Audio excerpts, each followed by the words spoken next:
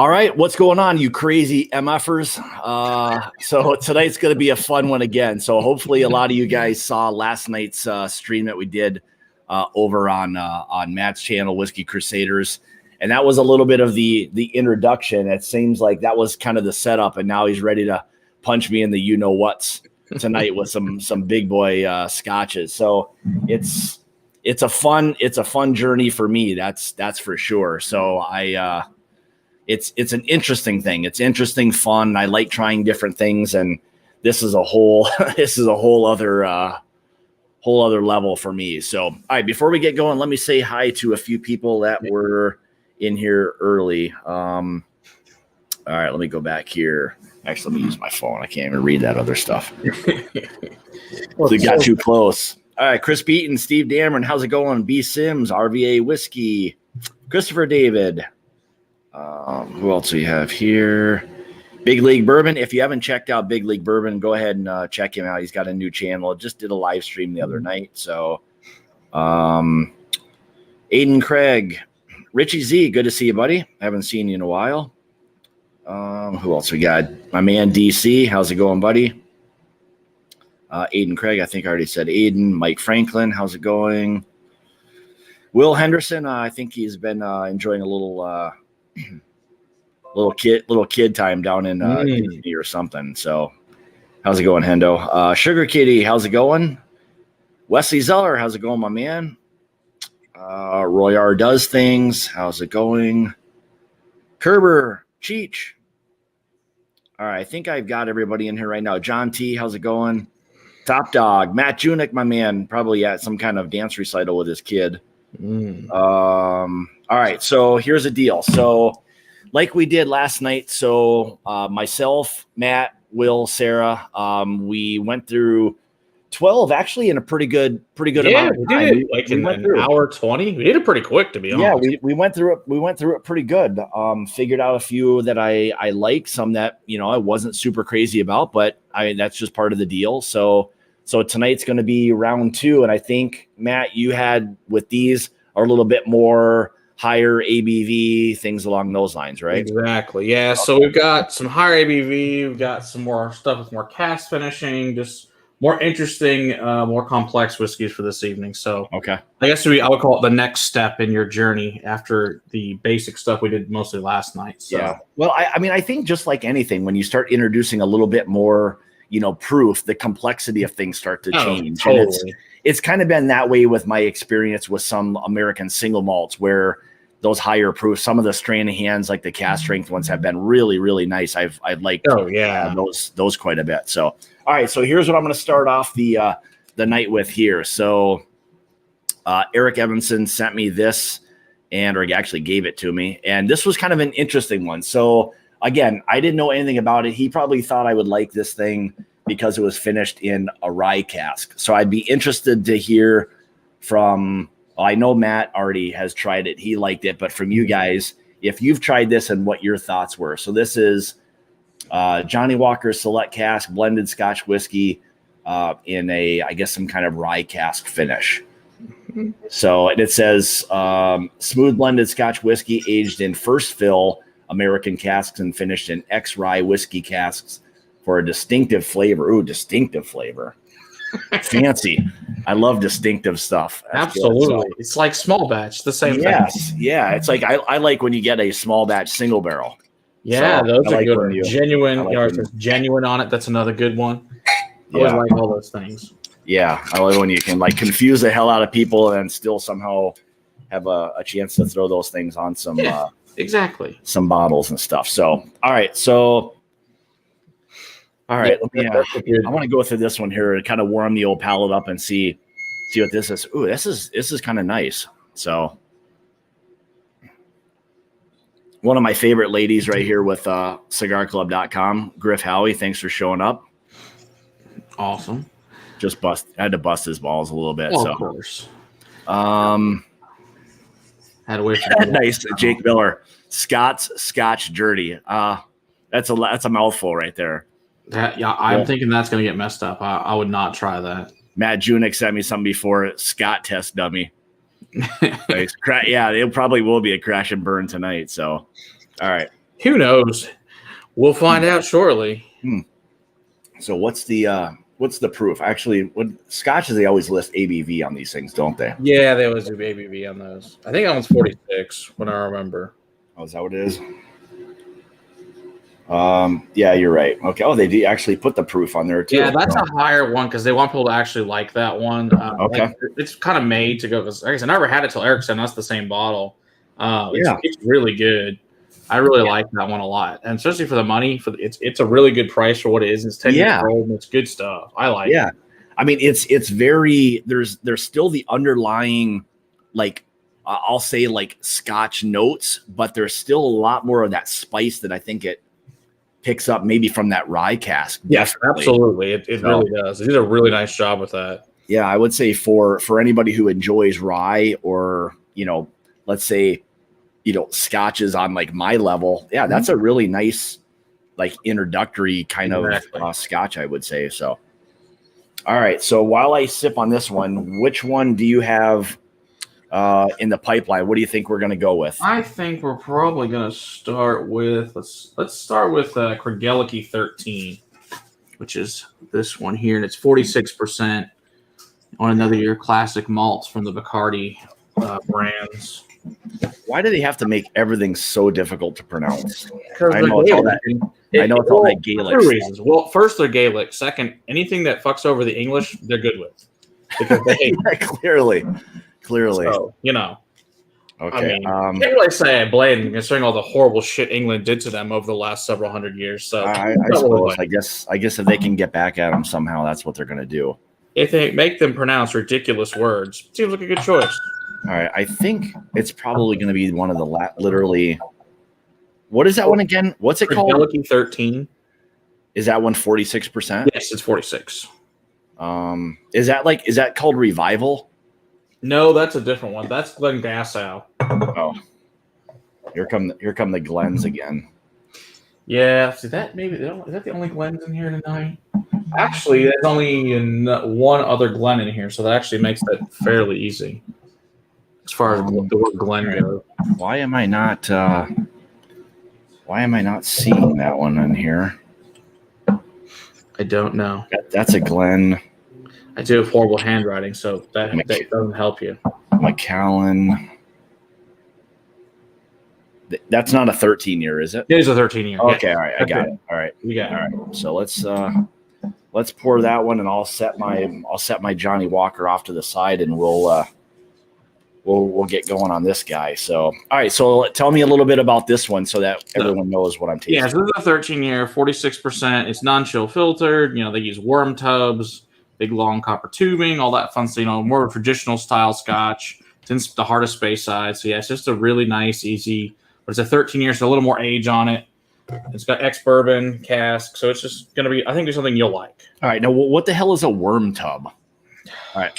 Actually, hell, there's a picture on the back of this. Okay. You can see that or not. It basically, here's the still, and it kind of goes through this goes back and forth. Okay, that's the worm tub there that's going through. Okay, all right. That's pretty traditional. Like most Scotch used to go through those, but a lot of them don't use them anymore. But they're one of the few that still use it. Heck, a lot of them used to be wooden back in the day, and then it gave a lot of the flavor to the distillate when it's going through, as it picks up some of the funguses and the bacteria in the wood, just like the old fermentation tubs we use in bourbon that were wood back in the day.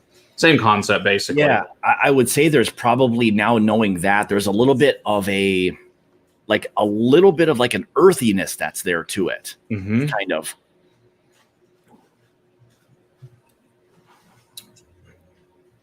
Yeah, I get super buttery on this one too, with some nice black pepper on the finish. Yeah, definitely black pepper, but still very sweet, fruity up front. Definitely, which is pretty traditional for Speysides to be pretty sweet. Okay. Now, is this 100% malted barley? Yes. So everything we're having tonight is all 100% barley. Okay. All right. Yeah. So none of what I have here will necessarily then be blends, or correct. There are no blends in there. These are all single malts. Okay. All right. Each of these is their own distillery this evening. Okay. So we made it to the I guess the more advanced things are just single malts. Okay. Well, I thought last night, like when I was trying some of those like The Compass Box, that was kind of interesting. Those were interesting blends, and I know Compass Box is the one outlier. I will say that, and Douglas Lang does some stuff that are all they're the more advanced blends. Okay, and those are usually really, really good. When they do a lot of blended malts too, which is a bunch of single malts put together. But yeah, because like there's one that Compass Box called "This Is Not a Luxury Whiskey." Well, it's an amazing thing. It's this ridiculous bottle to make fun of them, and it's got a bunch of really old whiskey in it that they just made it ridiculous and threw some young stuff in there just to screw with people because it's hilarious. Yeah, and they're a little bit on the pricier side, I remember, though, right? Yes, they are. The cheaper stuff's $35, and they can get into several $100s. Okay. Because I know they released one a few years ago, Tobias and the Angel. I think that was like $5 or $6. Okay. All right. And so a bottle like this. So again, what's the name? Craigellachie 13. Craigellachie. All right. And how much is a bottle like this? This goes for like $55-$60, so they're not expensive. Okay. Now in the Scotch world, that's fairly inexpensive. Oh yeah. For Scotch world, that's basic, basic whiskey at that point. Okay. All right. Which is good. So I guess Eric gave you also a sample of Cragganmore, apparently. Yeah. Should I taste it or no? I think that one's 80. I mean, you can. I don't care. Okay, never mind. I'll stick with this other one. I like that. I like the rye one. So he had sent me something saying he'll pop in a little. Oh, there he is. All right. Yeah, that's how I knew he already sent you, because he said he did. Okay. But yeah, so this is a good, easy one to start with. Yeah, that's definitely. I do like the transition of like the sweet up front and then a little bit of that pepper on the back. That is kind of nice. So yeah, so they do a good job. Like I said, hopefully you'll like most of these. That's at least the goal. Let's put it that way. Yeah. Well, I mean, and the thing is, whether I like it or not, the fun part is just getting to try it and do something different. I mean, this is so out of my comfort zone that I have literally no idea what the hell I'm tasting. So yeah, which is half the fun of this is like, that's why I try to look at all your shows like, what has he not had for sure? And the answer to that is pretty much anything you have is what I've not had. So it's like I knew you had some people that sent you some stuff that were trying to kill you with. So I was like, I knew not to send that stuff. No, so.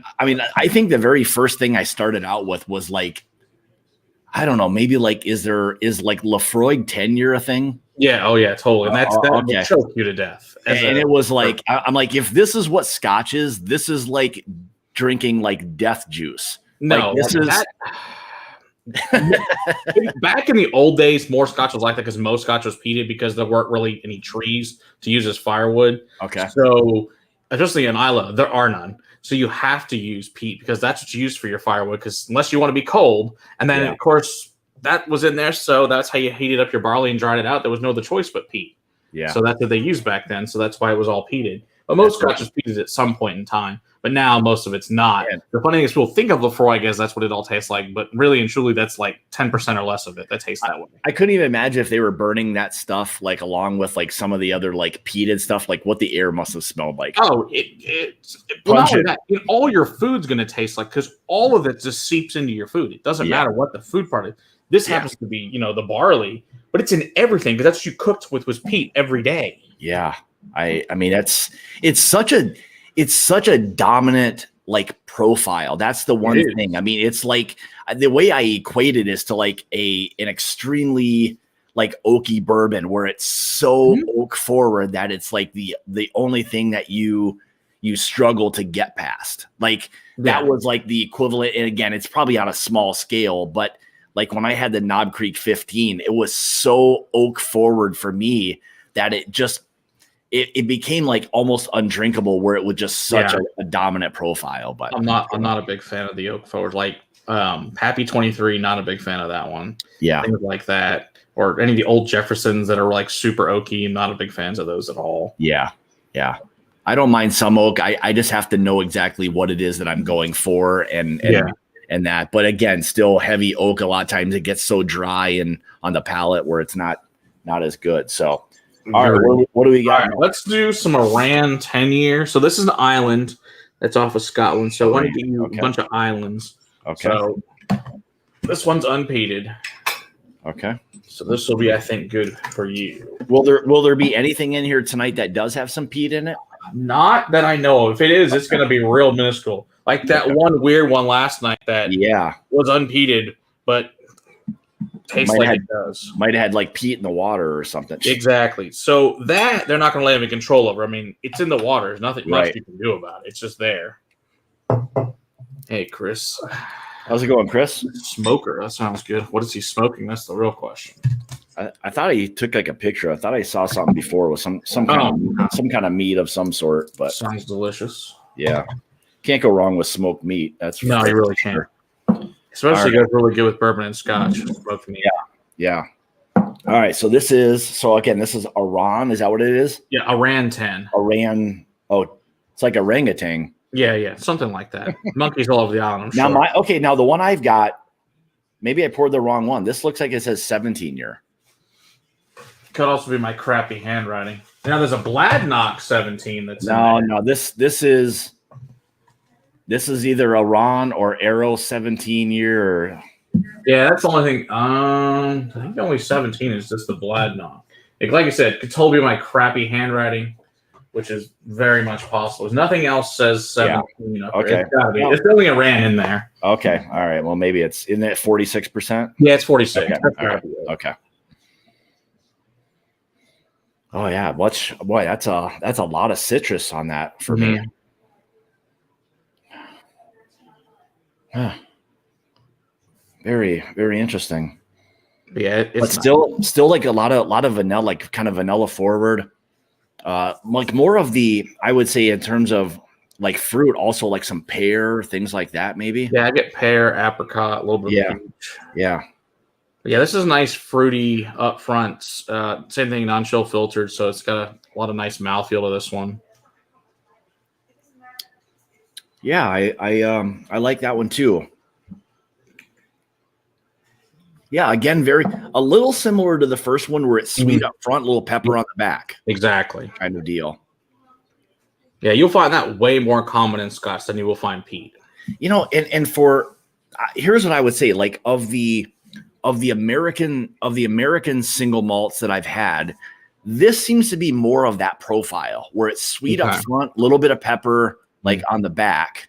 I don't know why, but it's mostly to be like Scotch, more or less. Is why you find that a lot of American single malts. I mean, a lot of them, you're right, do that for sure.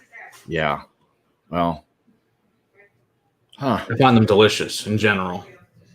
This is because of Eric. He's coming, you guys. He's coming. Oh, no, that's hysterical. Keep drinking a few more of these things, and maybe this guy will pop out. There you go. No, all right. Right next to Danny Fraser, right? Back to the serious stuff, Matt. I'm guessing he means Knob Creek, right? That's my guess. Let's hope that's what he means. Yeah. That he's really infatuated with doorknobs. I don't know. That could be too. I saw somebody today got their second vaccine order. It said, everybody, let's go lick some doorknobs. I'm like, I don't know about that, but yeah, that's just gross in general. Yeah, it Before really or after COVID is irrelevant. That's just gross. Yeah. All right, a lot of good people in here. Jeffrey Wack, Dan L. How's it going, Dan? Julie, how's it going, Jules? My man DC, of course, representing Whiskey Mountains. Adriana, if you haven't checked out her channel, go and do so. Take you on that's literally a journey when you get to watch her stuff. I mean, it's scenic and beautiful and all of that stuff. There's that Will Henderson guy lurking in here. I thought I banned him from my streams. Apparently not. He must have finagled away into getting into these things. So that's all right. Yeah, I like this. I mean, it's just kind of like what I associate. Just kind of like almost like an American single malt in terms of what it is that I get with that sweetness up front. Still some nice. It's mouth coating. It's not super thin. There's some viscosity that's there to it. Yeah, so I try to pick things exactly like I try to pick a lot of non-chill filter tonight. Not all, though, the most there. Or if they're not, they're all their cast strength. If they're not non-chill filtered, I would say I think I like this one more than the first one. Okay. I don't know why necessarily. They're both very similar, but hey, either way is good. Yeah. All right, so let's move on to. Let's do Tobermory, which is another 10-year, and this one is going to be 46.3%, and once again, unchill filter. So this is from the Isle of Mull. So they actually make two different scotches there on Mull. They make this, and they make Lacheg. Okay. Hold on, I got Screaming Kid. Okay. All right, Tobermory. Oh, I think I might. Is that 57.5?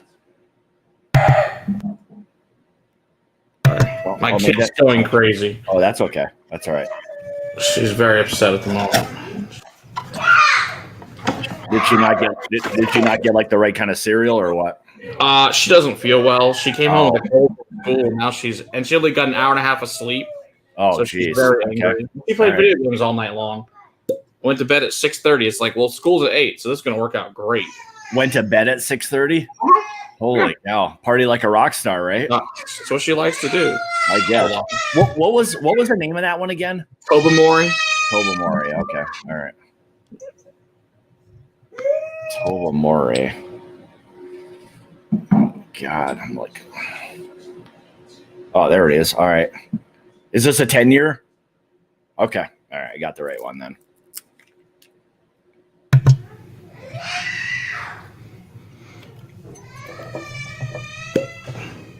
Oh, I saw something good for you, Richie. Good to see. Good to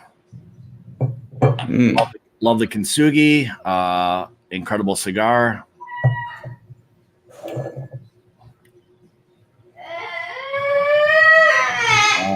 59. All right, let me try this one here. Okay, so what's the deal with this one? So this all right. So like I said, it's 46.3%. It's 10 years old. Ooh. And it's made at Tobermory, which is on the Isle of Mull, which is up near the Isle of Skye. So it's on the northwest side of Scotland on an little island. They also make Lacheg, but it's heavily peated and you'd hate it. So essentially their unpeated version. Okay. Yeah, there's definitely some funkiness that's there. What is the funkiness that's there in this one? And I think this is going to come from being on that island, specifically your water source. Okay. Is this similar to the one last night where this could be in the water? Correct. Source? Okay. Same distillery, but they also run peat through those stills. Okay. Eric, I don't think so. Yeah, I don't think that's going to happen. No, that's not going to happen. Yeah, there's definitely that like earthy. There's like a mushroom or like a mossy oak of some sort. Or yep, exactly that.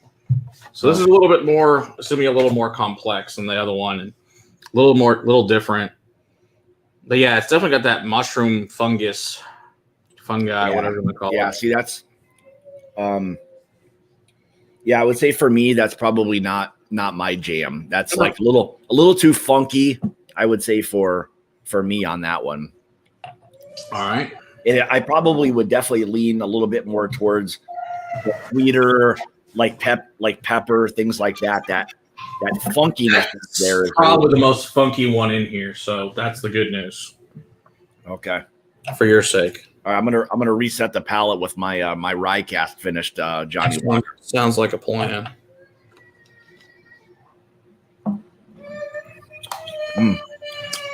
Tobermory makes great fudge. All right. Let me set that one over here. Okay, so let's see, what does it say? 60 hertz. All right, here we go. Try that one in 3 weeks. It oxidizes to marshmallow. You're telling me what I just tasted going to taste like marshmallow in 3 weeks? I have no idea. That doesn't even seem right. So, Matt, does that sound right? So 60 hertz is saying that what I just tried. Marshmallow? I don't know. I don't know if that's. It's going to change over the next few weeks. Yes. I don't know about getting marshmallow, though. I mean, anything's possible. But, hey, the worst you can do is try it in 3 weeks and see what happens. Well, I don't generally find marshmallow on scotches. It has happened. I find that more in American style almost than I find it on scotches as far as marshmallow goes. But every now and then you'll get it. But okay. All right. So he's saying that he's saying that yours look like a neck pour. He's correct. It is. I opened this bottle to send to him. Okay.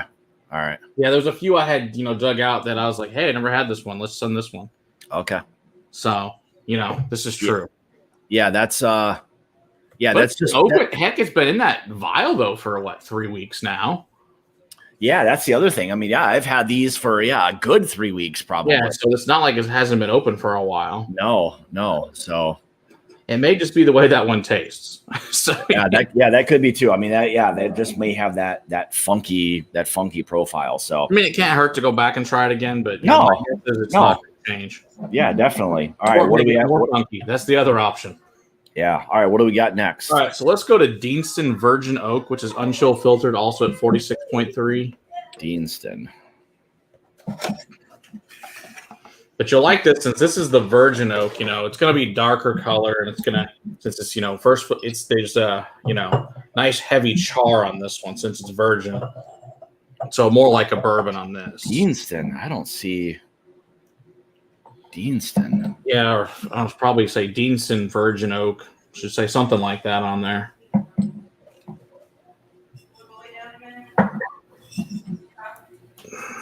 Yeah, 46.3%. I don't know if I wonder if that's in my. No, that can't be in the other category. Yeah, it's got to be in that one. I literally don't see anything that says Deanston on it. And what is it called? Deanston what? Deanston Virgin Oak.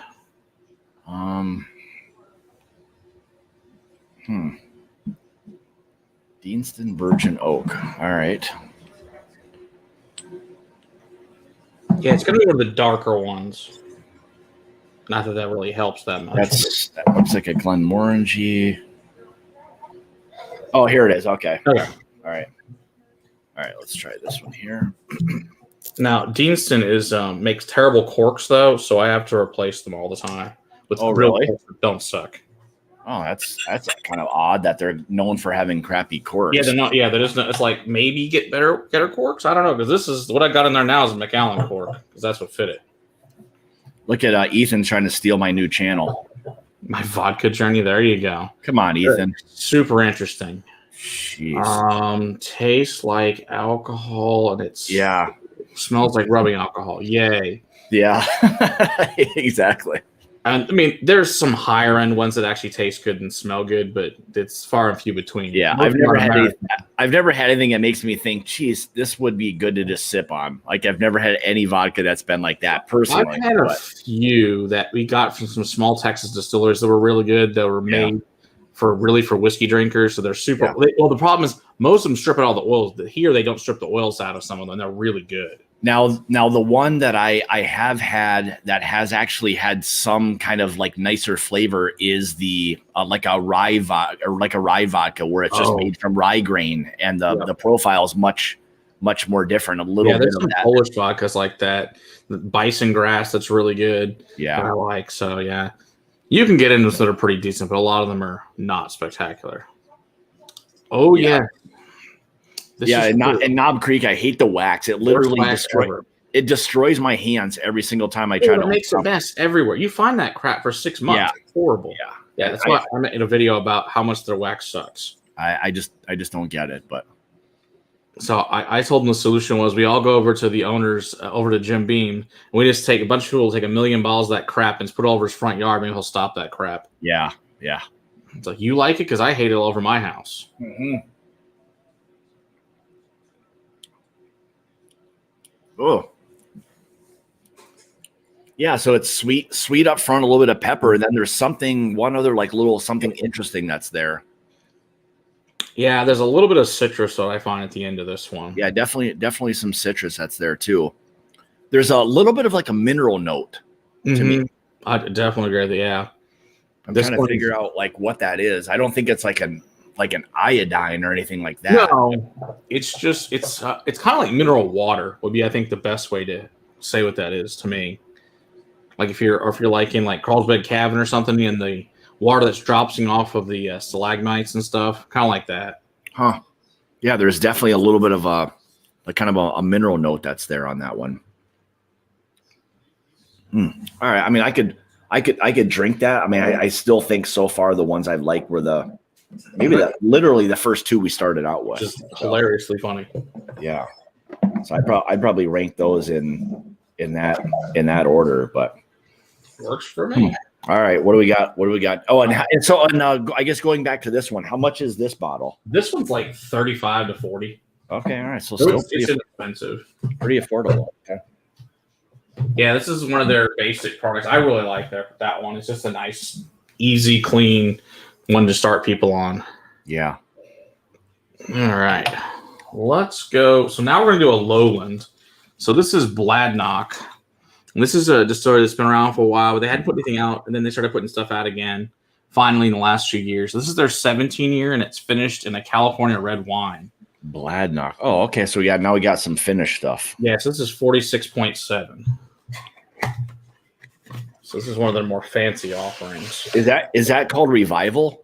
No, that's Glenglassaugh's Revival. Oh, okay. This is Bladnoch 17 year. I don't know. Okay, I got it. Okay, I got it. Yeah, this is also non-chill filtered. So yeah, okay. The color on this is a little more. Yeah. So the red wine really does a number on the color on this, which makes it nice. All right, let's see what we get here. And so I guess with this, so where does this one come from, and how much is it? So this is the very most southern distillery in Scotland, Bladnoch in the Lowlands. It's right on the ocean. Interesting. Okay. So will this, with that being the case, so will this be kind of like a little bit of where that brininess and stuff kind of comes in? Correct. Okay. Yeah, so which has been nice is they hadn't put stuff out for years, and then finally the last 2 or 3 years finally started putting product out again. They were closed for a while. I could smell it, like even as I poured it. There's a definitely very briny, like salty. This could be like a ham hock pick. It's like salty and briny and like very like ham like. That's for DC. I had to get some ham hock reference in there. You go. Yeah, Old Pulteney is the other one that's super salty and briny. And that's at the northern end of Scotland. Something like this, like, would this be something that you could like maybe pair like with barbecue, or would this be too similar? Like, I mean, would that be,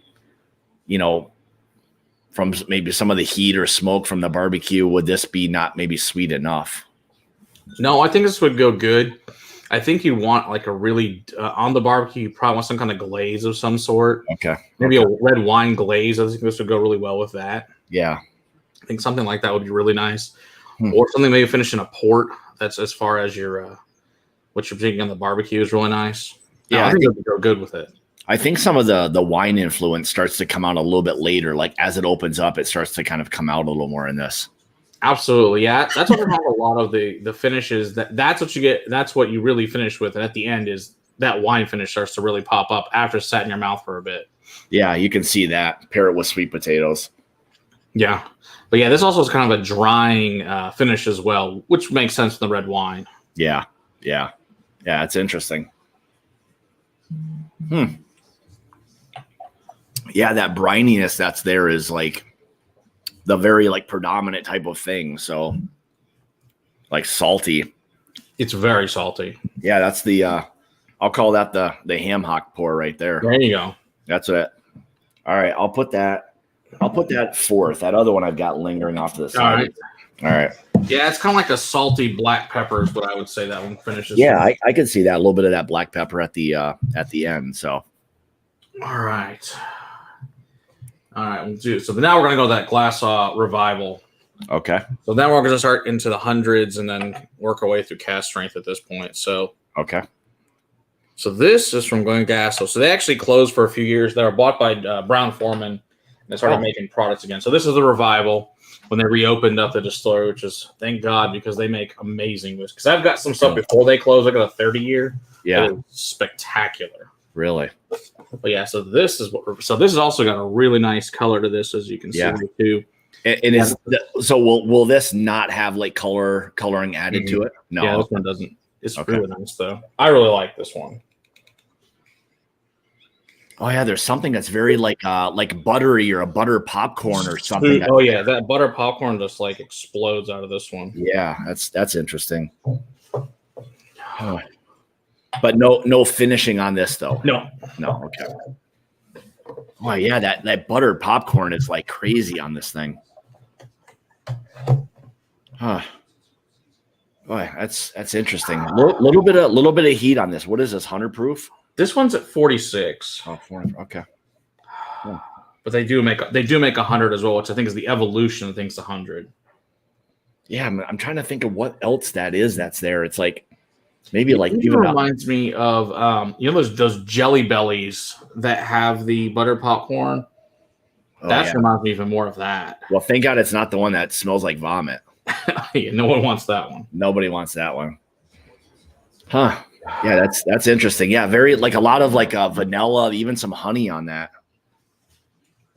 So this is the very far northeast of the Space side is where this one is. So this is also on the coast, so you get a little bit of saltiness on it as well.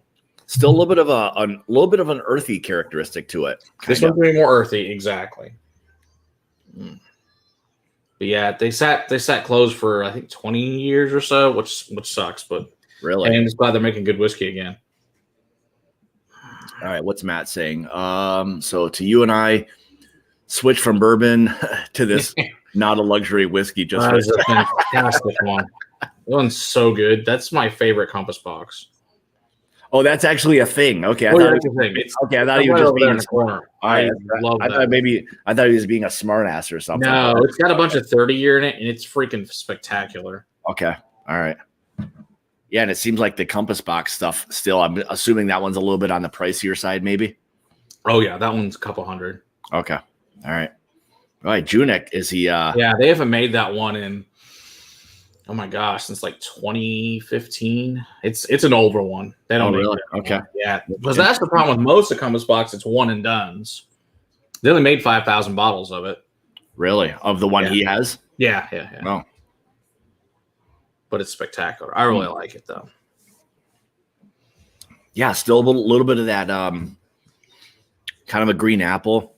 Mm-hmm. Are a lot of these things are most of what we're drinking tonight like non-chill filter? They seem to be very oily. I specifically picked every single one tonight's non-chill filter. Okay, I was gonna say the one thing I'm noticing with a lot of them is still a nice like mouth coating. Yeah, exactly. Yeah, I didn't want to pick anything that wasn't because if we're gonna go a little more advanced, I'm gonna chill filtering ruins it as far as I'm concerned. Yeah, I mean it's the same thing in bourbon. It ruins it. Yeah, I mean it really does, and I get why they do it with some of the other things, but maybe some of the mass-produced stuff. But I think anything that they're trying to like go for that's going to be a nice pour, just leave it alone. Don't filter that thing out. Exactly. I mean, it's $25. Nobody cares. No, better stuff. Yeah, you're just ruining your whiskey at that point. Yeah, I would agree. All right, I'm kind of okay with that one. I'll put that. That's going to go ahead of the. What the hell was that other one? Bland something 10-year. Yeah, Bladnoch. Yeah, that one's going to stay in my. I'm gonna put a gap because I'm assuming whatever I'm about to taste is going to be better than that one. So. Yeah, I know. I'm just looking at the proof to see which one I want to do next. These are all cask strength at this point. All right, I'm gonna go with the Johnny Walker's Select Cask Palate Cleanser again. Okay. 50, what's this one? Man, I like that. There's like a little bit of a cinnamon and like an apple pie aspect to that kind of. Yeah, that one.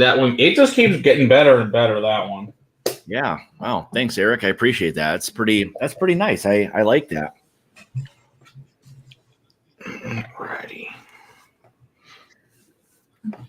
All right. So next one you pour is the Macallan Classic Cut. This is the 2018 version. That's 51.2%. Macallan's the one that seems like everybody always wants to like just go ape shit over. Is that? Wow. Absolutely. Yeah. It's a love-hate brand. Either you really love it or you hate. The problem with it is it's very expensive.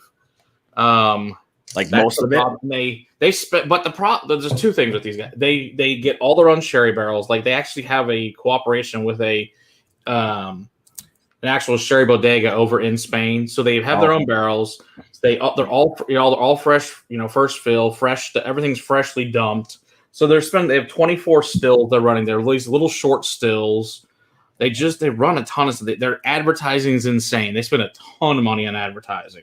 Really? So they cost significantly more than most people's other scotches for what it is quality wise. Oh yeah, this has got some sherry on it, right? Oh yeah, this is yeah. Okay, yeah. That's what they're known for. They're heavy sherry. That's what these guys are known for. Yeah, I could definitely smell that. Yeah, there's gonna be some super sherry goodness Yeah. on several of these. But yeah, I this is one of my favorites of theirs because of the proof on it being so much higher. Oh yeah, I like the sherry influence on it so far. Oh yeah, the Macallan's one of those scotches though. Like especially like the 12-year, it's a good one people really fall in love with. But I find if you give people the higher proof on Macallan, they'll like it better. Okay. Oh, I just love the way this thing smells. Just the beautiful, the funky mustiness and nuttiness of the sherry on it. Yeah, there's definitely that nuttiness is for sure there. Oh, really? You guys visited the sherry thing? Oh, that's awesome. How did you try a bunch? I wonder if you tried a bunch of sherries there, if they were any good. I assume they are based on the way these scotches taste. Yeah, that's kind of interesting. I don't think I've ever had like sherry on its own, to be honest. I'm gonna have to try that. I suppose I probably need to find something that's going to be good, or it could be nasty. Yeah, ask Will. Will can tell you some really good sherries to try, since he's a wine sommelier as well. Yeah, I don't know. I couldn't tell you. I know I've had some that were really good. He's brought some over that were really excellent. I just don't know what they were called. Okay. Yeah, he said visited Macallan. Very nice. Very nice. That's cool.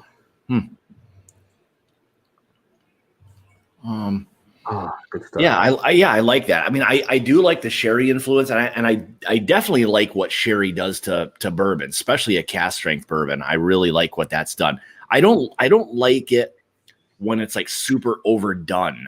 There's something when it takes over. Yeah, like when it's like overdone, there's something that gets very funky about like sherry with me. So I agree. You get that funk, that sherry funk. It's very musty. Yeah, and it gets to the point where it turns a lot of people off if you're not ready for that. Yeah. That's what I find with a lot of people. Yeah, very interesting. Yeah, I actually did a tasting with it. I was at a bar training their bartenders about whiskeys, and that was one of the things that came up. That was really weird. It was mostly women on the staff, and they ended up hating the funk of the sherry but loving peat. It was the weirdest thing. It's not really. I figured it'd be the other way around, but no, they like the peat way more. Yeah, a lot of them couldn't drink the sherry finish. It was interesting. Yeah, that's a very, like, a lot of times when anybody tries anything like new and different, like sweet always seems to dominate. Exactly, which is why I figured they love it. And I was like, oh, you don't like that? Well, that's interesting. Yeah. Now they love the peat though, so that was funny. Hendo, thanks, buddy. Appreciate it. Cheers to you. Hopefully you're enjoying. I think you're either in or we're in Disney World or whatever. Wow. So, my man Young, how's it going, buddy? Oh yeah. See, I do like that. So like with something like this, how long would they be leaving this in a sherry barrel? Like for them, sometimes it's the entire life. Sometimes it's 12, 18, 25 really? years. The entire life is in the sherry cask. Really? Yep. So that's what they're known for is sherry casks. Now they do some things that are ex-bourbon too, but mostly, or they'll do bourbon and sherry cask, but a lot of their stuff is just sherry. Interesting. Which is very nice. So like this one specifically is just sherry the entire life. Really? Okay. So it's so once it comes off the, I mean, it's when they fill the barrel, like it's into a sherry barrel. Correct. Exactly. Really? Yep. Wow. The whole time. Interesting. All right. You're saying something about a 22-year-old Kirkland. Yeah. That's a really good Scotch that Eric sent us. I really like that one a lot. Yeah. I see a lot of that Kirkland stuff, and I don't know if good stuff. Does that come from a particular brand? Costco. No, I mean, like, does it come from? What the distiller? We think that one came from Glen Ross, from what we understand. We think that's the consensus. If it's right or not, no one will confirm. Someone knows. They just won't tell us. Yeah. Okay. Interesting. If I can ever get a hold of the guy, I forget what his name, that owns Alexander Murray, who also owns the Kirkland brand, I'd ask him. I'd be like, tell me in confidence after the show, before the show. That'd be cool. Yeah, just to kind of know, hey. It's always fun when you go to the distillery. Like, well, I can tell you, just can't tell anyone else. I'm like, I'm cool with that because I know I've been to some of them. Like, I can tell you exactly where this stuff comes from, but you can't tell anyone. Right.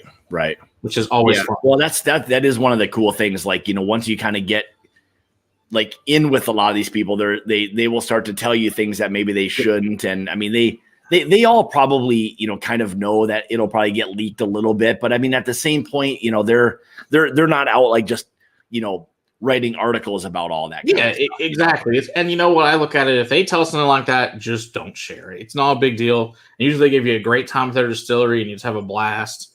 And so I don't know. To me, it's always fun. And I appreciate the insider knowledge and just don't say anything about it. Yeah. And I do too. Like I really, it is nice when you get these guys that will open up to you and start to tell you some things that maybe they shouldn't, but they trust you and they know you're not going to just be out like, texting away about exactly. And you tell a few of your buddies or something, but yeah, they're not worried about it. No. So what do we got here? They're odd years, 10, 15, etc. They're triple cask, usually bourbon cask. Oh, interesting. Okay, so they got a little. Yep, exactly. Okay, cool. Yeah, because on that, like those will do some bourbon, some sherry on those, and then the fine. And then you got the fine oak, which can be the 10-year. I think it's just bourbon. Okay, that one's the one I would not recommend though. That's the 10-year is not great.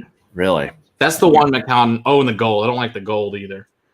It's such a like a different transition from like the world of bourbon to Scotch. Like when you talk about a 10-year, people would be like, "Oh, a great 10-year bourbon." And it's like that's the young stuff. Yeah, and then in Scotch is like, "Oh, 10-year, nobody wants that shit," So pretty much, it's like that's the basic bitch shit. No one wants that. yeah, that's like 10-year is kind of like the 2-year equivalent of a bourbon. Like nobody wants that shit. So more or less, yeah, it really is. Yeah.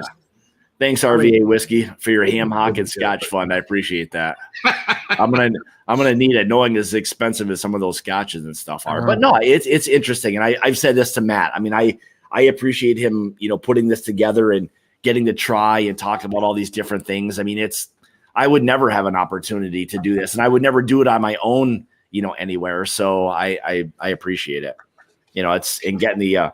So like a bottle of this Macallan. This goes for about 125 at this point. Really? Okay. Yeah. Interesting. All right. Thankfully, the brand gave me this one. Yeah, we actually had Macallan come to the house. I guess this was before we had a YouTube channel in 20. I guess it was the beginning of 19. Yeah, it was beginning of 19. They came and did a big talk. Macallan and Highland Park came together, and that was an amazing event. They brought I think they brought 15 bottles or so that night. We went through a lot of whiskey. But it was nice. Yeah, they brought several $1,000s worth of whiskey with them. It was quite nice. Really? Well, it kind of seems to be par for the course with Macallan. They seem to like kind of go big or go home type of deal. So. Oh yeah, they did, because then I guess a couple months later, when Highland Park flew in, they had flew in their global ambassador from Denmark. He came to the house. We had dinner with them, and I think that whole night was $15,000 for that night. Wow. They paid for everything, which was fabulous. Yeah, they brought a 40-year with that bottle alone was $5,000. Probably a small part of their marketing. Yeah, exactly. But in the long run of that night, they also sold a ton of Highland Park, so they made their money back. They didn't care. I mean, that's the thing. We see it as a single bottle, a $5,000 bottle, right? But they're making up for it in all the sales and like all the other things that they're doing. So, I mean, there's a reason why them $5,000. Yeah, that's the other thing. It maybe cost them $500. It's just not that big a deal, and that's just not about it. Like whereas most bottles, it costs them like $10. They don't care. Yeah. The most expensive thing isn't even the liquid inside. It's the damn taxes and the labels and shit. Yeah. It's not the whiskey. It costs almost nothing for them. Yeah, that's the crazy thing when you start to think about all these like taxes and things along those lines. So, all right, I'm gonna move that one into third place, I think. All right. I like that one. All right, what do we got next? All right, so let's do things looking proof wise here. Let's do so this one's called Fettercairn. This is a Battle Hill. So this is going to be on the far east coast of Scotland. So Fettercairn is not something you're going to get a whole lot of offerings from, but I said this because I really like it. It's 9 years old, but it's cask strength, and so it's nice, non-chill filtered, all that fun stuff. What is it called again? Fettercairn 9-year. Okay, I think is this maybe like 50? It's 54.8. Yep. Okay. All right. Got the right one here. Okay. So so what is this one here? What's the deal with this? So Fettercairn is very hard to come by in general in the States, but when you can occasionally find one, the answer is always yes, whether you should buy it, as far as I'm concerned. Okay. It's just a really glorious simple. It's just a really nice. It's a bourbon. This is a bourbon cask. This one in particular. This is their unpeated version. I have a peated version too, the Fior, which is actually one of theirs they make. But this is just a really nice, super oily, super rich, just buttery. It's just a really beautiful scotch. Yeah, a lot of that buttery characteristic. Lot of vanilla on this too. Mm-hmm. And I find a lot of bourbon drinkers really like this one. Has the heat, it has the black pepper, like it has the vanilla, has some citrus, some like grapefruits in it, lemon lime, and it's just a really nice scotch I find for you. And being that it's a private bottling, it's not that expensive either, which is nice. Why? I paid like $50 for this a few years ago. Yeah, that's really nice. There's a little bit of that funkiness at the back end, but still, like I like the heat. I like the pepper. I like the sweetness. Yeah, like you said, there's a tanginess, like a grapefruit or a lemon lime. Yeah, that's why. Even a little coconut even in there too. Oh, I really like this one. Huh. It's just a really nice It's just a really, really nice scotch. Like I said, it's far on the East Coast, which you don't get a lot of scotches from either. So it's just a nice one to get. It's just this way it kind of gives you a broad spectrum of things all around Scotland and the different islands, which I was going for to give you a broad overall different things. Interesting. It in general, like how many distilleries like are there? Like, I mean, it seems like an awful lot, but there's about 130 different Scotch distilleries currently. Okay, 130. Okay. Sure, it seems like there should be more. Like it just seems like there's like a million different names of all these things. You know? But that's not counting all the blending houses. Okay. Because so you've got like Chivas and you got Dewars and you got, Johnny Walker. Those are all blending houses. And and they'll take like 40 different distilleries and put them together into something. So you got all those blends, which is another several hundred different brands of blends. In fact, most Scotch doesn't even come to this country. We get, I think, 10% of what actually is made over there comes here. Really? So if you go over there, there's so many freaking brands you never even heard of. Okay, so that's kind of interesting, and that was not something I really kind of understood. So there's a lot of these other distilleries where there's a single source that gets stuff from all these different distilleries and blends it all together. Correct, exactly. Huh. Okay. Yeah, so that's what those guys. That's what the big guys do. And in fact, all Scotch up until the 60s was blends. Like that, the first person to actually produce on the market, besides of like went to the store to get it, was Glenfiddich in 1963. Introduced the single malt Scotch. Now in Scotland, you could get single malt. That was normal. But outside of Scotland, no one drank single malt Scotch. It was all blends. Really? And even to this day, like up to a few years ago, it's 90% blends, 10% single malts, and now we're down to 80% blends and 20% single malts. So still, blends still highly dominate the market. Interesting. I mean, especially if you go to like India and stuff, I mean, that's pretty much all they have for the most part is blends. But most people drink blends. In fact, they think that most things taste like blends. They don't really have a lot of single malts in general. What people have it, especially if you go to like a bar. Most bars, they might have Glenfiddich and Glenlivet, and that's about it. Maybe they'll have and as far as single malts go, and they might have some, a couple blends of Johnny Walker and Chivas and things like that. And that's about it. They might have 4 or 5 scotches, and that's it. Really? Most bars I find, they're like, well, they have this. I'm like, that's nice. Do you have anything better? No, we don't. I remember one time I was at a rep. We were having lunch with one of the Scotch distilleries, and the guy kind of goes, oh, I heard you guys talk about Scotch. He's like, oh, is this one good? Yeah, it's fine. He's like, we have Johnny Walker Black. I'm like, no, we're good. We'll drink what's out in the car later. It's fine. Oh man, it's like, no, we're good. We'll pass. That's your best offering. No, we're good. Yeah, they're like, oh, here comes the Scotch snob again. Yeah, pretty much. Jesus. Oh, see the mullet, man. I used to have a mullet. I used to have a mullet back in the 90s. Oh, I had a sweet one. It was almost like a Canadian hockey one. It was so good. It was.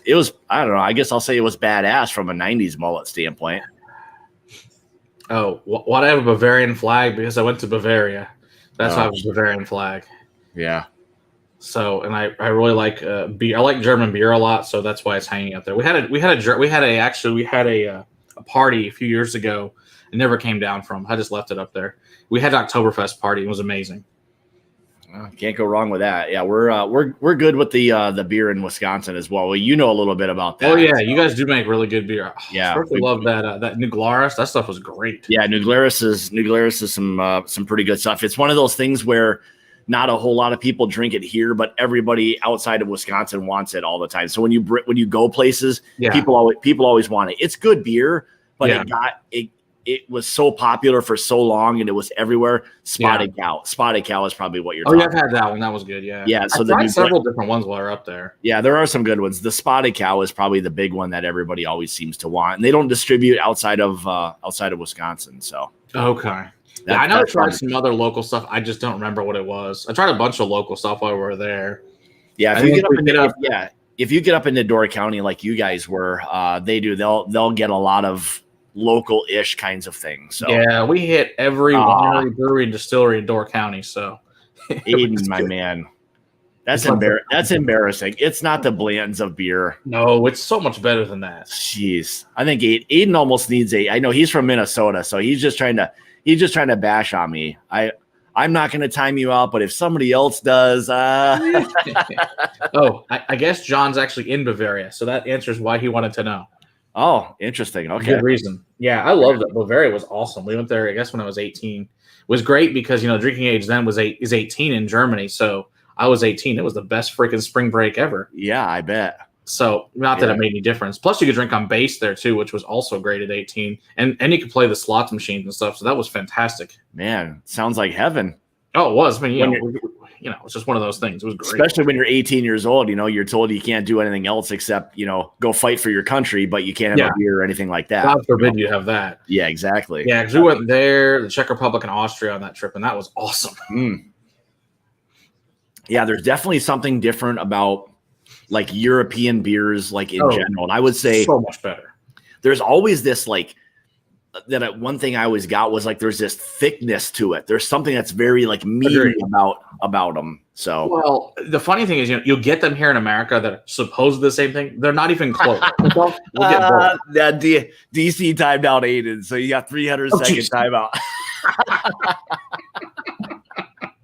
Like a DC, that's the thing. Like, sorry, Aiden. That's kind of like it's a little bit of a badge of honor to get a timeout at some point, I suppose. So you did a good job. So, hey Tim, how's it going, buddy? Oh man. Okay, so what do we got next? So now, so that one that we just had, what was the price on something like this? This was like $50. Okay, it wasn't bad. Yeah, independent bottlers are usually way cheaper. All right, but this is the one that you said still a little bit difficult. Like you don't see it very often. You don't see it real often, which is the reason I really wanted it was to get a Fettercairn. And I've got this, a 28-year and a Fior, which is theirs. They're all amazing though. Okay. All right. So let's see here. Let's look at the proofs. Okay. Let's do the Tomatin cask strength. So this is a bourbon and sherry cask, non-chill filtered, and this one's 57.5. Yeah, 57.5. So this one is it's in the Highlands, but it's a lower end of the Highlands. Okay. So it's south of Speyside. All right. So this is low. It's a low high. Yeah, exactly. So this one actually up and 97% of this goes in the blends. Only 3% comes out of single malts. And I think up until 1997, you couldn't even buy a bottle. This is a single malt in the U.S. What I like about that they didn't send it here. Is that why? Didn't send it here, yeah. Okay. They just didn't send it here. But what I like about them is their pricing is really good. And you can get some of the really high end offerings for. You should look at the 25-year for like $125. Huh. So is there a finish on this? Yes, this is sherry finish. Okay, all right. That's what I thought. But yeah, this is their cask strength version. Yeah. Again, you get that like with sherry, you get that like buttery. There's like a buttery characteristic you always seem to get with it. Yeah, this is like a buttered toast with some blackberry jam. Yeah, I could see that. Yeah, there's definitely that fruit layer too. So even some apricots again. Peach. Yeah, it is really nice and fruity. So oh, definitely. Yeah, this is just and that's the best thing about this one is it's like 50, 55. So it's a nice cheap cask strength. Well, check out Bourbon Wretch OnlyFans here. Jesus. Oh, God. That's crazy. OnlyFans. Great. Yeah, definitely some of that, like, again, that buttery characteristic, that fruit, a little bit of pepper. Definitely. So this one, the finish isn't quite as long on this one as some of the others, but like I said, for the money, it's a good deal. Oh, I like that. Yeah, I find a lot of people because I guess what Scott from Scotches Dummies was here to visit one time and took him out to the liquor store and he got one of these and he was ecstatic about it. That's pretty nice. And what does something like this go for? Like 50, 55. Really? Okay. Yeah, so it's really reasonable. Boy, so you can it always seems to be the perception of Scotch is that, you need to spend a lot of money. Now, you don't have to know your brands. That's all it comes down to. I guess that's the thing. I don't know necessarily like what you get for, let's say, $200 or $300 versus a $55 bottle. Like, I don't know. A lot of times it's a little bit nicer, but not like tremendously nicer. Okay. And sometimes to me, it's not worth it. It just really depends on the rent. Some of them, it's a huge step up and it's amazing. Okay. And some of them, it's like slightly better. And it's like, not really thrilled that I spent $100 more on this. Yeah. Okay. So, same types of thing apply to bourbons and ryes. You kind of have to know your brand, Absolutely. And what they are. So exactly. Go Braves. Have they even won a game yet? I don't know. I thought they were going to get kicked out of Atlanta. It seems like everyone's getting booted out of Georgia for whatever reason. So who the hell knows? Yeah. Oh, that's really, that's nice. I like that. Yeah. This is clearly a little higher ABV, right? Yes. Yeah, 57.5. So okay. Yeah. Yeah. We're marching up the AB. Yeah. Okay. Scale at this point.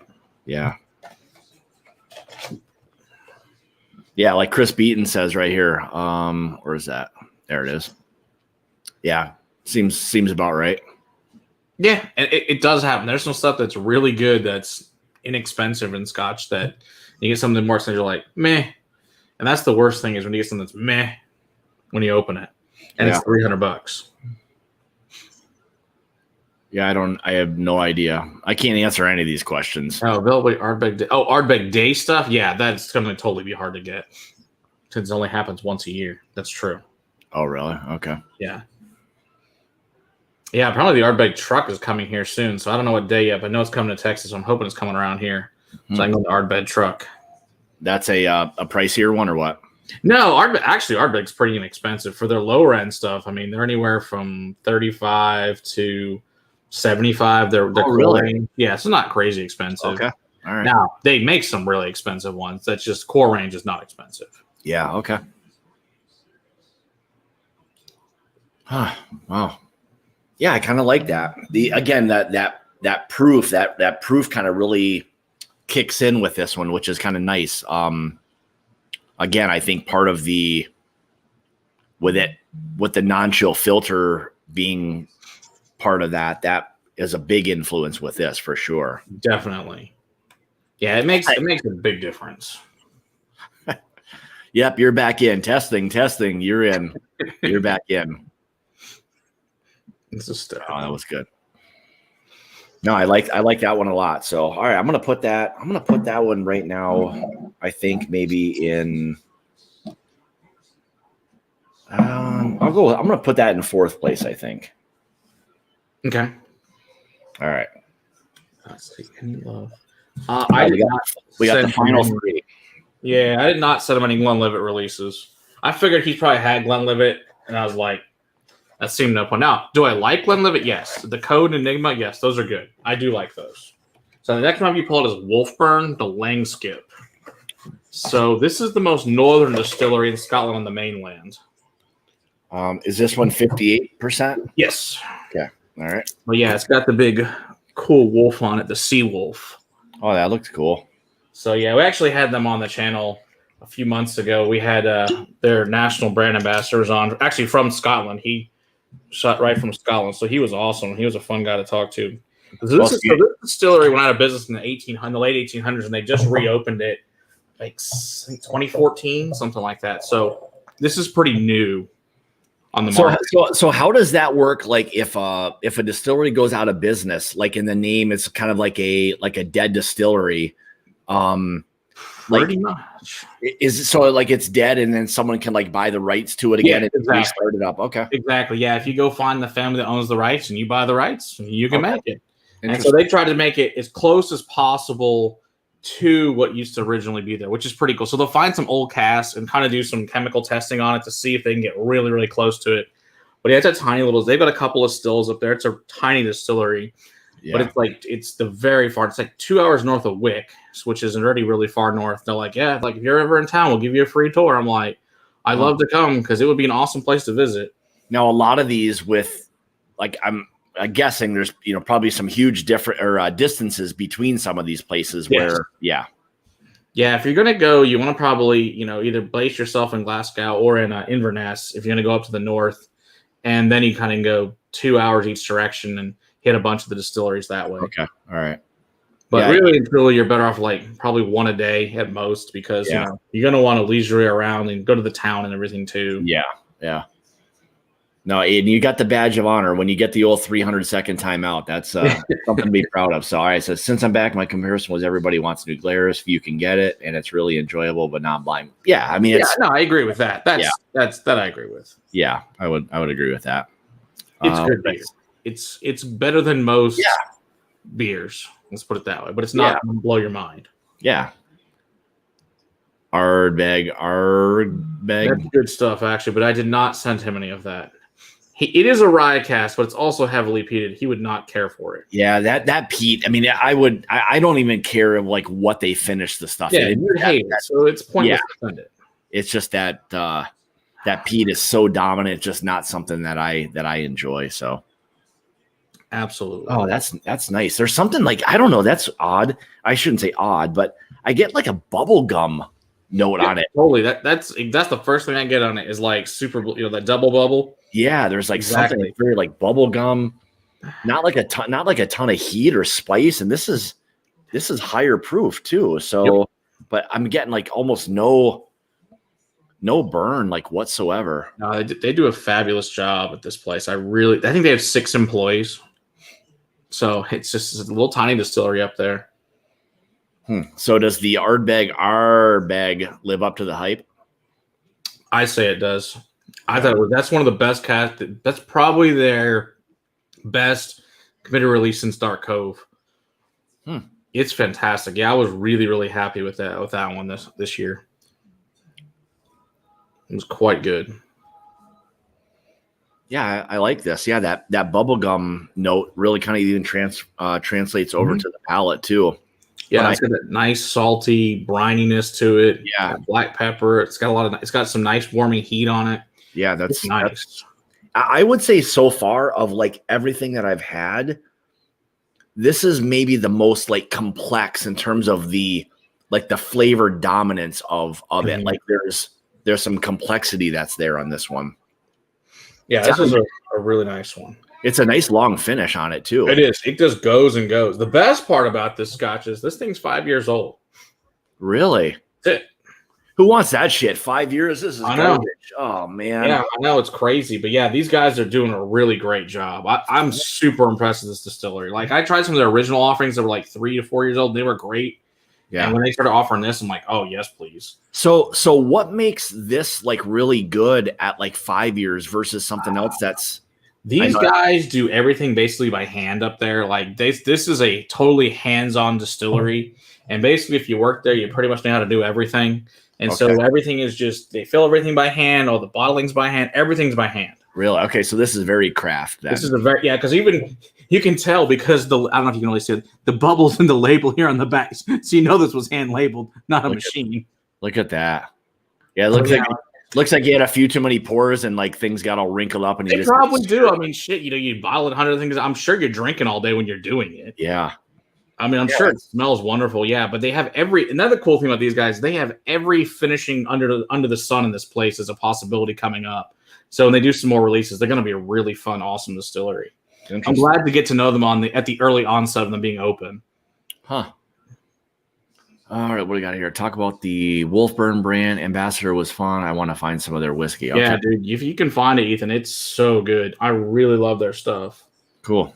Yeah, and their brand ambassador is a super awesome guy. I mean, that's always the one fun thing, even and maybe even more so when you don't know anything about whatever it is, and someone starts just talking and they're passionate about it. I mean, he's from the city this thing's from. Like, he used to be a police officer, and then he retired for I think 30 years as a police officer, and then they said, "Hey, will you come work as a brand ambassador for us? Move back to the town you're from." I think the town's like 2,500 people, so it's just awesome. Up in the middle of nowhere. Yeah. Yeah, Archie, they're actually already available. You can. There's probably a link in the description down there. Got the old My Bourbon Journey face mask. Okay. Mask up. Texas doesn't need them. No, we don't have them here. No, not required. No, not required. Thank God. Yeah, I like that one. Yeah, they do. I mean, we're to the point now where so many people are starting to get vaccinated. It's nice to see kind of some normalcy, getting back to things. So, yeah, I really like this whiskey a lot. Yeah, I mean, I think I'm super impressed. Yeah, I mean, I think the overall complexity of things, it just there's still again a little bit of that brininess, the sweetness, the pepper, the fruit. It probably has the most going on. So I like the Wolfgang Puck Scotch. That's a good one. So I'm gonna look for Wolfgang Puck in the my freezer section next time I'm there. There you go. All right, next one I can do is Tamdu. So this is their batch strength unchill filtered 58.5%. This is their batch 2 version of the Tamdu. Ooh, so this once again is going to be all sherry. Yeah, it's very fruity. Like when I first opened it up, like the first thing I got off was like very fruity. Yeah, so what's cool about these guys is it's all sherry cask, all matured in sherry. So basically, this is kind of like, well, if you can't afford Macallan, you can get these guys because they're not as well known, but they're very close by. They're a little bit southeast of them, and it's just glorious whiskey that people just don't know. Plus, can you show that bottle? Okay, so this bottle's really sexy. I like this bottom. Yeah, whatever you want to call this thing here. The base of it's really nice. It's just got really nice, clean lines. It's just a pretty bottle. Tamdu, okay. So yeah, it's just fun. But yeah, you can tell the color on there. It's nice sherry. Yeah, that's really nice. This is beautiful. They make really good whiskey. What does something like that go for? These aren't bad. These, I think they're like 60, 70. They're not bad. Right. So, I mean, a lot of this stuff has really been like in that $50 to $75 range. So you can really find some nice. Yeah, and it's the other reason I want to give yourself. You could actually, if you did like it a lot, you could go find it fairly easily and affordable. Yeah, like this I'm a big fan of as well. I like this so far. I mean, I haven't even tried it, but I like the nose so far. So, the sherry on this is beautiful. Yeah, Donald says Tamdu is some really killer stuff. So, definitely.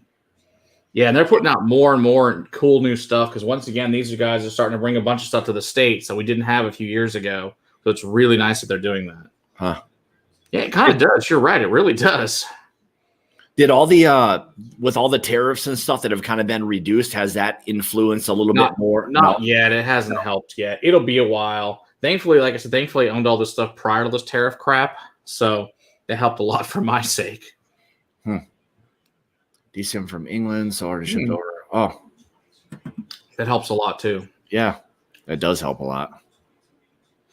What do we got here? So, interesting peated whiskey, not cheap, 120-ish. I think is Balvenie weak. Yeah, see, I don't know, Ethan. Like for me, like I just can't get past that peat. When I get it, it's just so. It's just not my thing. It's just I've tried it. I mean, even low scales. We had stuff last night that didn't have. We didn't know, and it may have been like in the water for crying out loud. You did not like it. No, it's just not my thing. But yeah, that's expensive for that one because here I can get that same one thing for like 75. Wow. But it's probably also the tariff price probably never went on here on that one. They probably don't sell enough of it. Is probably why.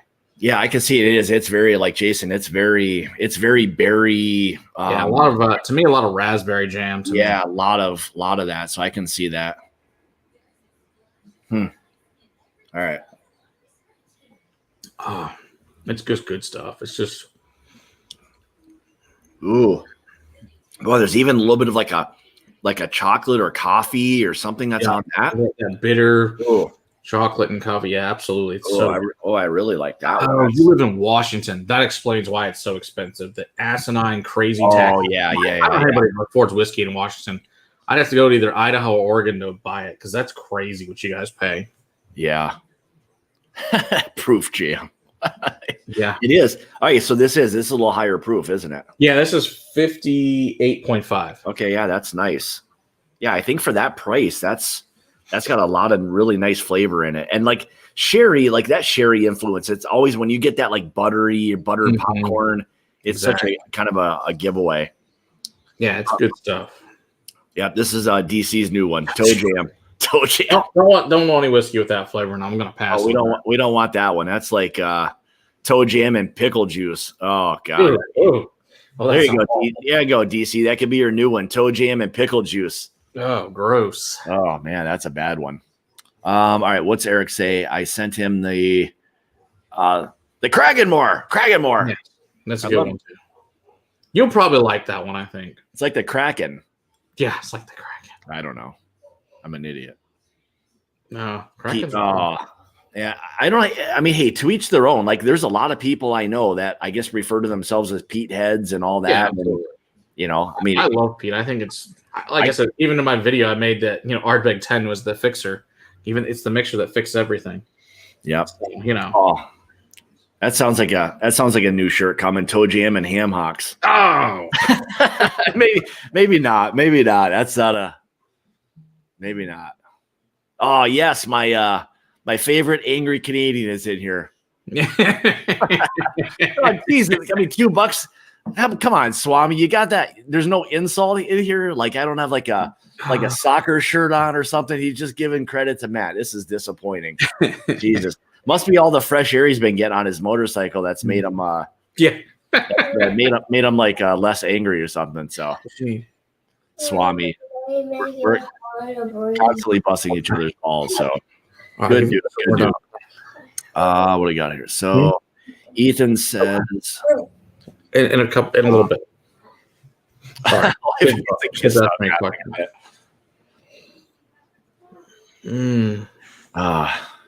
No, I would agree, Adrian. It's not going to sell. That's for sure. No, not to your core audience. I'm going to go with no. No, yeah.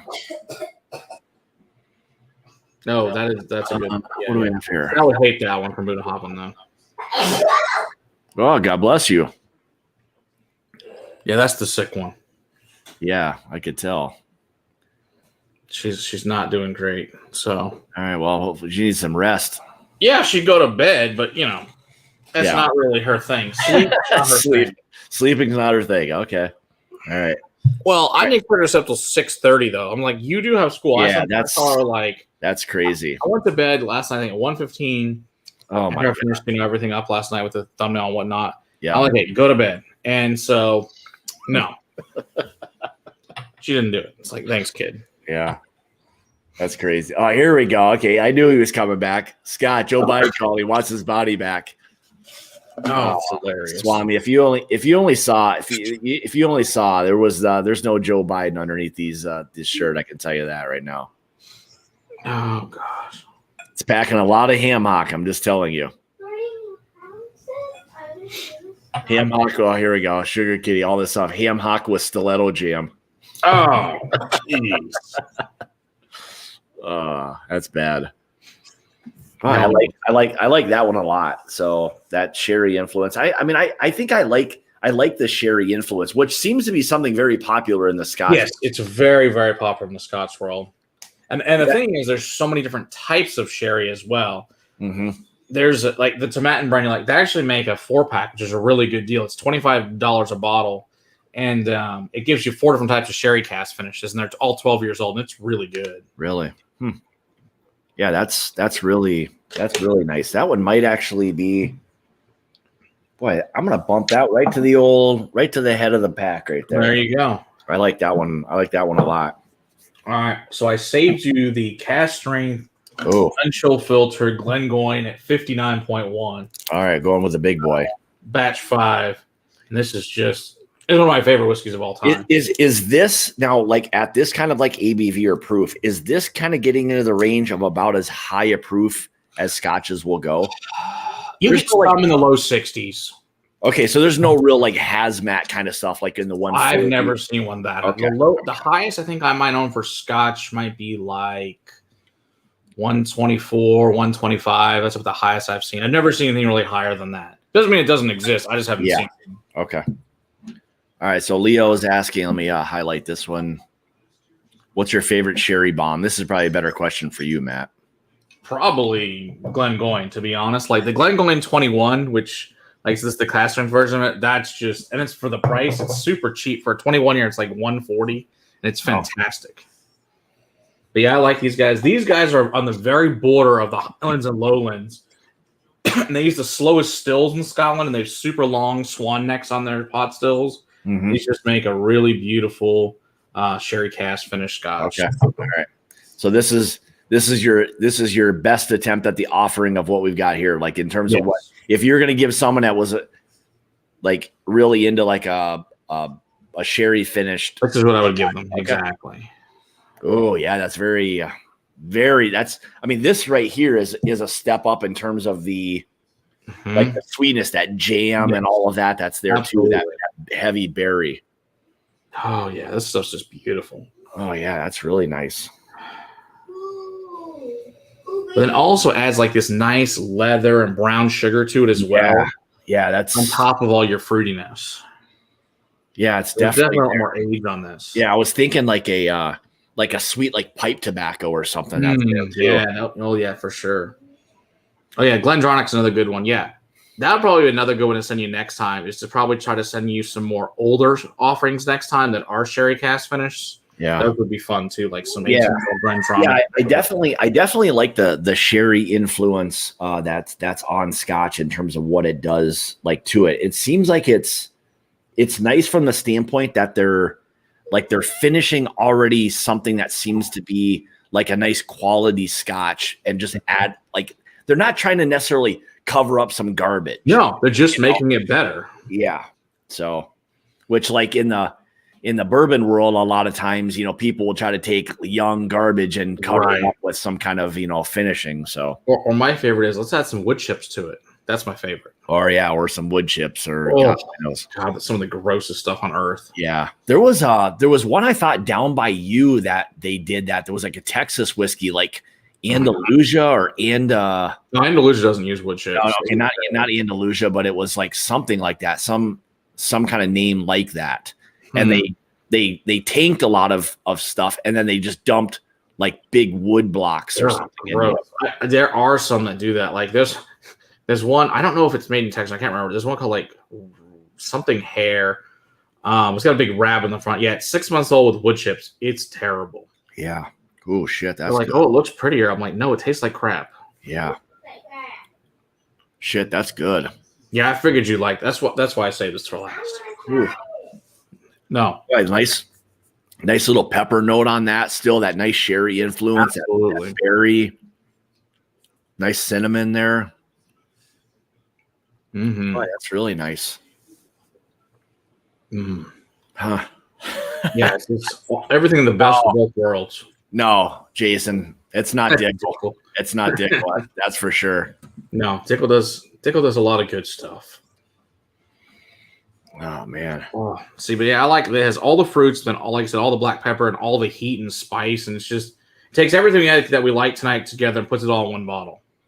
Yeah, I would say this is like collectively one of those things where you just kind of lead someone into this, like exactly the final countdown, so to speak, and here you go, you get hit with this bad boy. So that's why I got saved for last. Yeah, that one's for sure. But again, I mean, here's where proof and a good finishing all kind of start to play in right here. Non-chill filtered, almost 118.2 proof. Yeah, so it's high.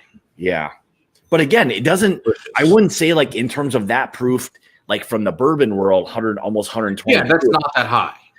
Still, this doesn't even drink hot like at all. No, it doesn't. It's just, you just get that nice black pepper and cinnamon. That's where your heat comes from. It doesn't come from the heat of the actual whiskey though at all. Yeah. I mean, if you're drinking this, maybe you think it's a little over 100 proof. Yeah, exactly. That's what I would say. Oh yeah. That's very, very complex. Very complex. Yeah, this is one of the whiskeys I'll sit around for like an hour and have a couple ounces, and it's glorious. I bet this is one of those whiskeys, and again, there's some in the, bourbons and ryes where, pour yourself a nice couple ounces and just take your time, let it open up. Absolutely. And it just gets so much better. Oh, it does. Magic happens over that hour, as far as I'm concerned. You just sit there, turn on a nice movie, sit there and really just enjoy it. Yep.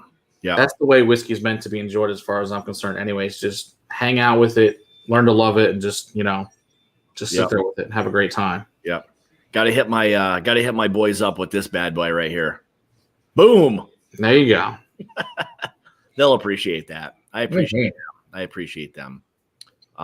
Okay, so all right, man, that's really good. Boy, I was thinking, I'm like, boy, I think I'm gonna have to go back to my my rye cast stuff, but actually I'm gonna pour some more. I'm gonna have a little more of that. I don't think I can go back to that one. That's definitely one of those ones that I'll save a little bit of that and then pour it one night and then just let it sit there, let it open up a little bit more, and all that. So boy, that's really nice. So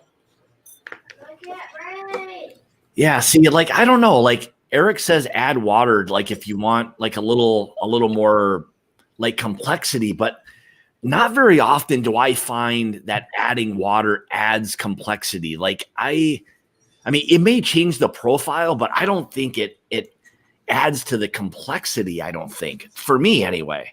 Every now and then it works, but most times, unfortunately, it falls flat for me. I mean, sometimes you get some magical sometimes with cask strength, you'll open up some really nice oils with it, which I have found in the past, but most it doesn't do a ton for me. Yeah. I mean, I get it. And again, I think the important part about him saying add water is like literally just get an eyedropper and just a drop or two. Like, no, don't be like, I see people who take spoons of water. Oh yeah. And dump it in their glass. And then they're like trying to smell it. I'm like, well, Jesus Christ, you just took it from 100 proof to like 50 proof. I mean, like, you only have a little bit in your glass, and that amount of water is ridiculous. So, but man, that's a really nice. Yeah, so this is the blend of everything we've had. So I just dumped all my dump together. Oh no, we know, Jason. We know who has the. This was a funny. I'll tell a story when we were when Jason. It was myself, my wife, Jason, and his girlfriend when we were in Kentucky. To talk about bougie, we got this when we were at Bardstown Bourbon Company. Dan Calloway gave us a sample of this like kind of barrel project where you can kind of do your own barreling and all of that. It was a finish. I forget exactly what it was that it was finished in. I think it was something like the Pfeiffer Pavitt, something like that, but it was finished for 42 months or something. Jason, you can correct me if I'm wrong, but so he gave us all four of us a sample of this. And he gave a sample of it to Kim, and she tried it, and she really enjoyed it. And it was like she thought like how good it was, and we all got like, oh, like what a bougie palate she has now. Like she started out with this like great finished whiskey, and it was so funny that like to try some of these other things, but for what it was that she liked, of course she chose the super long finished whiskey. So it was really good though too. So I bet it's like my wife who loves peated scotch, and that's her favorite thing to drink is peated scotch. And of course she goes the $200 plus ones, of course, the first time. It's like great. Yeah. Well, I mean, it kind of benefits you because you can go out and be like, I found this for you. Oh yeah, which I totally do sometimes. Yeah, yeah. We all use whatever avenue we can go down at. Like, you drank it all. I had to replace it. Yeah. Or you buy something there, and a couple other things get added to the cart for yourself. And like, well, while I was there picking something up for you, it was a good deal. Yeah, a good deal. Yeah. So I bet a sherry cask finished rye could be good with a cigar. I believe we'll have to put that one to the test. Minor Case has one that's that rye that's finished. It's my wife's favorite. She she pounds that stuff away like there's no tomorrow. And she's already kind of a rye whiskey fan, but that sherry finish on that is something that's different and unique, and really not from a daily sipping standpoint. Yeah, not something that you see a lot of at all. Like finished rye in general, I don't see a lot of. I mean, really the biggest ones that do it is High West. Yeah. What, Violet? I'm sorry. We'll move her later. Here's a little bit of a shameless plug. Yeah, for real. So this is our the Mash and Journey Whiskey Club. This is our toasted barrel finish rye, 8-year MGP, which we got to taste yesterday, last night. So man, just to go from the 8-year base to that extra by the time it's done, still in the barrel as of right now, but it'll be around 32, between 32 and maybe 35 days, and just like what it's done is crazy. I mean, it's done exactly what you'd expect a toasted barrel to do. So on an already good aged rye, which is nice. So I love what Matt says, that Diet Coke for his wife always costs him at least $60. Comes with a bottle of bourbon. It's hysterical. What? That's a good one. Okay, I'm sorry you can't breathe. Yeah. When she asked for the receipt or whatever, and your Diet Coke was $60. That's you can't help inflation on Coca-Cola, just the way it goes. So it comes with the guys at Cigar Club. I'll be outside. Hopefully the weather will be nice enough to get outside and do that. Even though I do have a rabbit ear, but the problem was my area that I've got is like right underneath my wife's office, and she was not happy with me. I'll tell you that. So I bet she wasn't. No, she wasn't. I mean, she's super sensitive to smoke, and I tried it and it didn't work out very well. So I'm gonna have to get a different area. I'm probably have to set something up at some point. I have to figure something out, but I don't know. I'd like to enjoy it, but being in Wisconsin, you don't always have the greatest of days. So where the hell do you go? So. What do we got? You know what? As much as you like sherry tonight, you probably love that Abalor Abanon. That Abuna is so good. Oh, it's a cask strength Abalor. Oh my gosh, it's glorious. I got to review it before I give any more of it away. That's what I got. Yeah, that's the other problem. Because I give a lot of that one away, so we'll really like it. Huh.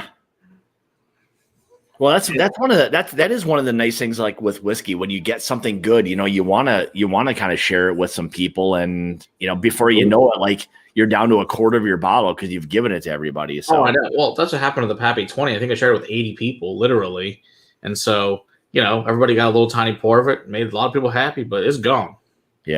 Yeah, that was what it was. Yeah, it was a $200 bottle, aged 44 months, some kind of like wine finish or whatever it was. We were just like, we were just kind of kidding. Hysterical.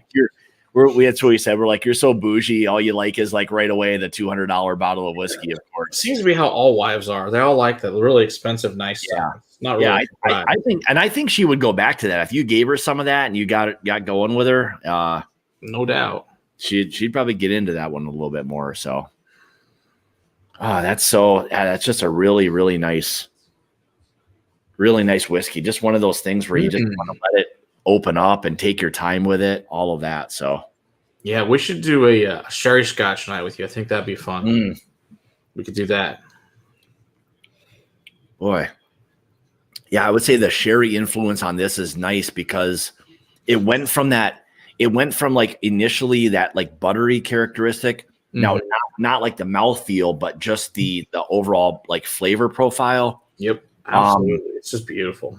But it shifted a little bit from that more to the like creamy, like dark berries, a little bit of that chocolate and all of that. So, that's just a really, really nice whiskey. So, boy. You'd like to sip on that all night, but at almost 120 proof. Yeah, it's going to end poorly if you drink a ton of it. Yeah, it's really easy to drink. That's the problem. Exactly. Really easy. A lot of it is really easy to drink and can really hurt you quickly. Yeah, especially if you pair it with a good cigar. Now you're really in trouble. Yeah, that's the one thing. I mean, that's. I mean, now that the weather for me is starting to get much nicer. Like I was doing some yard work and. Speaking of the Rodriguez, the Familia from Cigar Club that they did, what a incredible cigar, nice and peppery. I thought with that one was a really nice. I paired. I had a little bit of I forget what rye whiskey I had. Might have been Pikesville.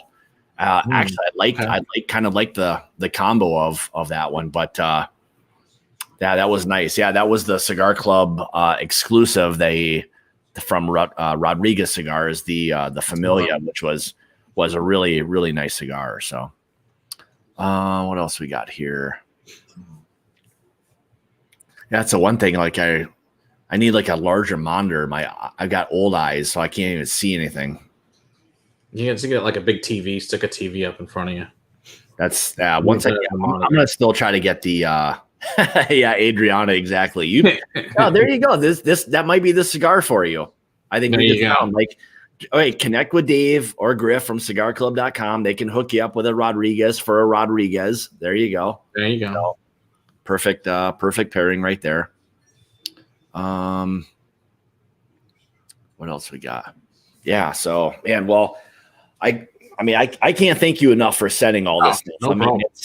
This has been incredible. Like, I mean, it's beyond like what like I even expect. Like every time I would always associate Scotch with peat. I mean, it was what I started out with, and I thought immediately I don't want Scotch. Like I don't want that. That's not what I want. But there's so many other avenues to go down, and absolutely, and it's just tiny. This is a tiny sliver of a rabbit hole. Yeah, different profiles and all of that. And I would say if I was going to like gravitate towards Scotches, it would definitely be the sherry finished Scotches. Absolutely.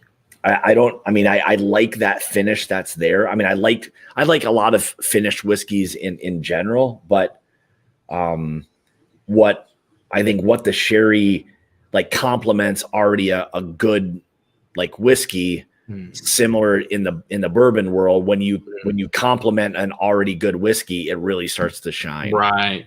Yeah, I'm interested to see if you had some American single malts that are finished in sherry. What you think of those? Have you had any of those at all? You know, the more you say that, I don't know if I've ever had an American single malt finished in a sherry cat. Okay, I'm almost positive that I haven't. Okay, there's definitely a few that are really good. Stranahan's makes one. Let's see who else. I know Balcones has one. I think Westward has one. Westland definitely has one that are just spectacular sherry cask finishes that you might enjoy that are be pretty easy to find. Yeah. Okay. So I have a Wheels says.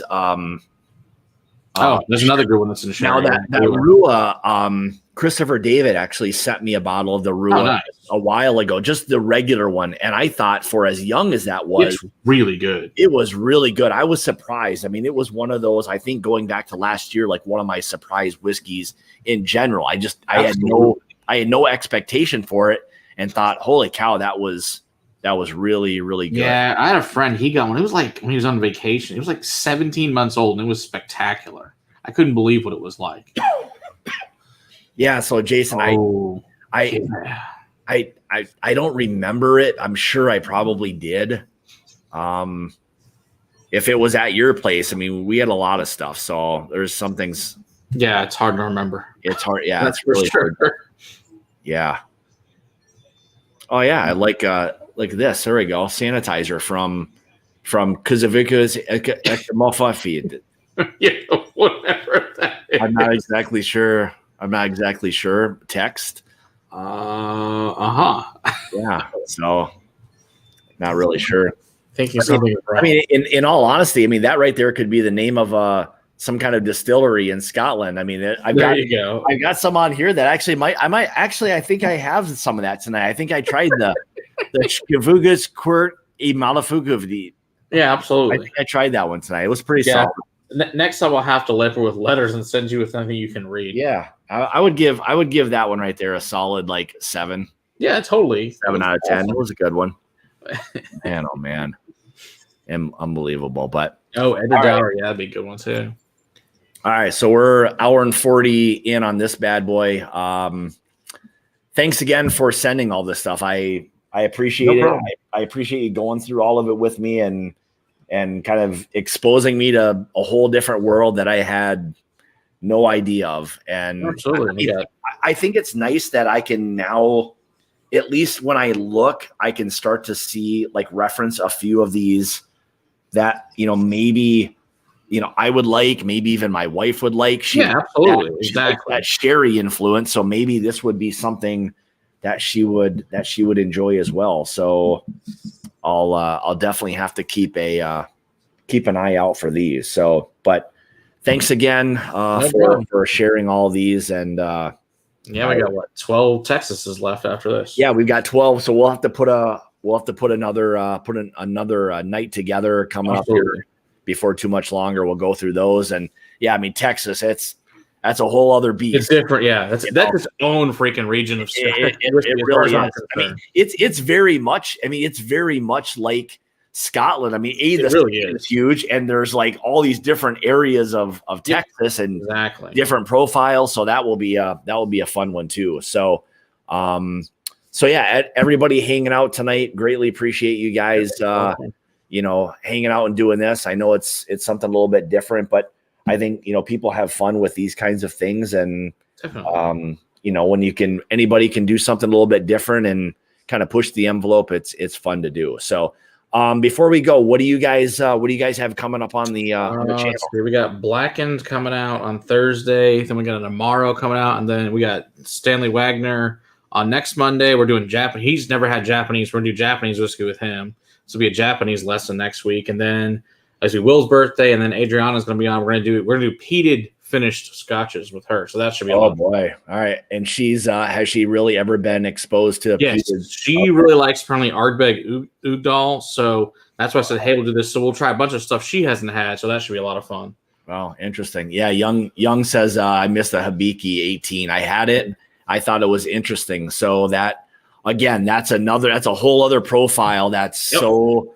Oh yeah, Japanese is good stuff. Yeah, it's some really interesting stuff. So, all right. So let's see. What do I have going on? So next Tuesday is Spirits of French Lick. So I'll have Alan Bishop on.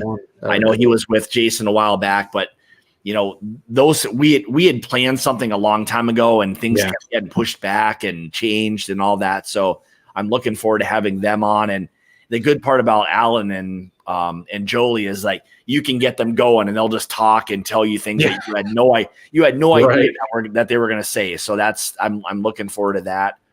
And then we've got, I think with Jason, I think we're going to be doing some barrel pick stuff before too much longer. And I think it's going to be not just a Patreon thing. I think we're going to open it up to some other things. So cool. We're trying to do some different stuff. So anyway, Matt, thanks again for putting us all together. No problem. It was a blast. The samples. I'm thankful that you did that. Everybody who tuned in tonight, thank you so much. Greatly appreciate it. So if you haven't, go check out Whiskey Crusaders. They give you a smorgasbord of all kinds of different things. I mean, they do a really good job. They're all very knowledgeable. And that's the thing. I think in the day and age of where we are now with a lot of the whiskey tube stuff, I mean, to find someone like, Matt and Will and Sarah, they've got some great palates. They know an awful lot about, different whiskeys and all of that. So, definitely check them out, subscribe, all of that. They do an absolutely fantastic job. So, all right. With that being said, thanks guys. I appreciate you guys tuning in tonight. And, we'll see you next Tuesday when we have Spirits of French Lick on. And so we'll see you next Tuesday. Matt, thanks again. Yeah, thanks again. Cheers, everyone. We'll see you guys next Tuesday. Cheers.